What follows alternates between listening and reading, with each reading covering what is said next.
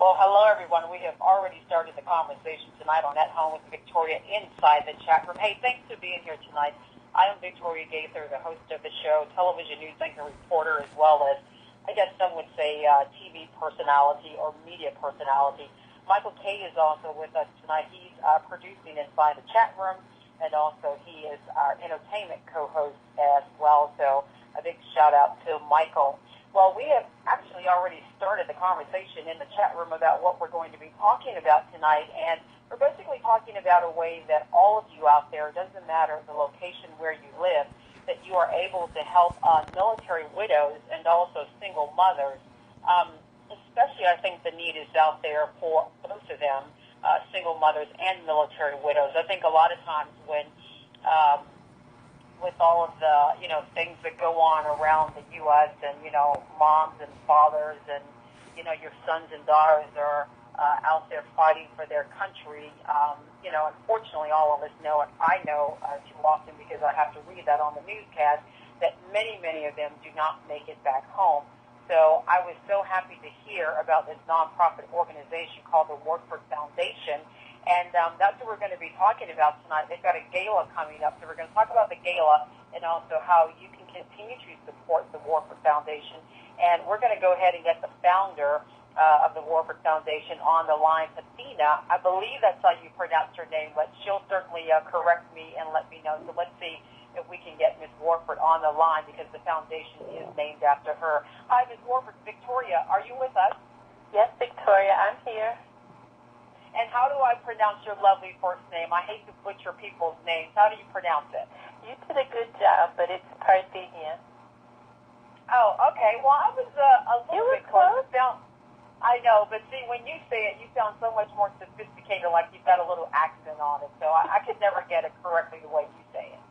Oh, I've had 49 years, almost 50, saying it, so I'm pretty much a pro now. That is too funny. That made me think of in television news at one point, a TV station where I used to work. Of course, I was Victoria, and then our meteorologist, her name was Veronica.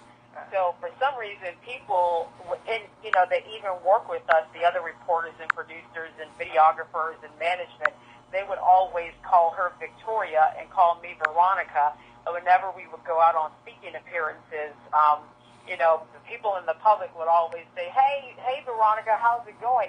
And at first it used to be funny to me because I was thinking, who are they talking to? And then she told me that she had the same problem. So we realized, they're just getting our names confused. So, right. In any event, so tell me a little bit about the foundation and also, more importantly, why did you decide to start it? Because it certainly is something that is needed, especially today in America. I started the Warford Foundation actually on paper in August of last year while being on short-term, then turned into long-term disability for my hip. I had a hip replacement. So I said, what am I going to do with myself? I'm so used to working 12 to 14 hours a day, not being able to breathe. Now I'm at home doing nothing, getting a little stir crazy. And then I said, well, hey, something I've always wanted to do since I had my daughter in my junior year of high school was to help women like me who may have the misfortune of getting pregnant and everyone wouldn't necessarily have the love and support that I had. My mother and my family were awesome and still are to this day. Just like my mom is just like my best friend. And so I wanted to be able to reach out to single mothers that may have a baby and, they don't know what to do now. Some of them weren't as enthusiastic or had a supportive family like me. Like, I went back to school after 2 weeks of having my daughter in April, finished out my school year, took one class in summer school, went back to my senior year, graduated, taught 10% of my class, and finished it out. But I knew that, there was no sense trying to apply for a 4-year degree because at that time in the 70s, 78, 79, there was no babies in college thing going on.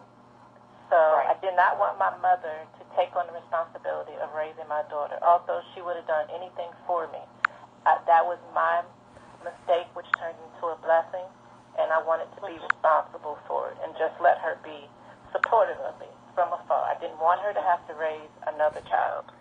My baby brother was already in high school, middle school almost, so it was no sense in it. And she didn't have a baby. She didn't make the mistake. I did.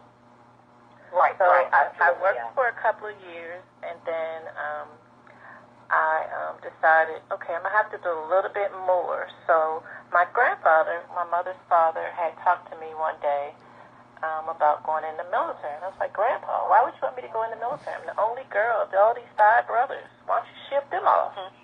He was like, I just think it would be good for you. I said, but Grandpa, I don't like to be dirty. I get my hair done once a week since I've been 4. Right. I'm the prettiest little girl. Yeah. What am I going to be doing in the dirt and all this crazy stuff? He was like, I'm just telling you, you have to do it. I just want you to think about it as an alternative. You know, they have great benefits. They have education available. You know, all the good things that the military has. You have a uniform. You got place to stay, you know, and it would give you a little structure for you in case, you know, something that you won't get right away out here in the civilian world. Exactly. And you surely won't get to do in college. So, God rest his soul, he was murdered like almost a year. Well, he was murdered on December 28th, 1981. No, 80. So, I thought about that whole year, and I was the last family member to see him alive that day. And for some reason, he gave me a hug and kiss that day, and we never had done that. We normally did that in the afternoon because his stepdaughter was babysitting for me. But something made us stop that morning and hug and kiss each other. Interesting. Yeah, it was the weirdest thing. In less than an hour, I get a call that somebody murdered him in his shoe shop. So a year to the day, it's been pretty traumatic. But a year to the day of it happening, I went to the recruiting station and signed